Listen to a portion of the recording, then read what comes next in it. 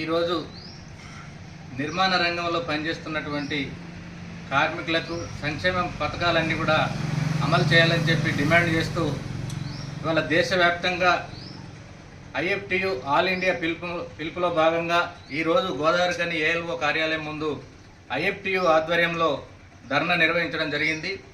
15 డిమాండ్లతోటి కూడినటువంటి వినతి పత్రాన్ని ఏఎల్ఓ గారికి సమర్పించడం జరిగింది.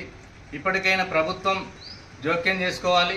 ఇవాళ నిర్మాణ రంగంలో పనిచేస్తున్నటువంటి కార్మికులకు సంక్షేమ బోర్డు ఏర్పాటు చేసినా కూడా వాటి ఫలితాలను పొందటం లేదు.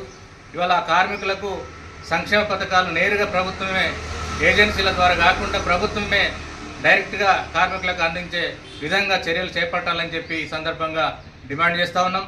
ఇవాళ పిఎఫ్ ఈఎస్ఐ వెంటనే అమలుకు పూనుకోవాలని చెప్పి డిమాండ్ చేస్తూ ఉన్నాం.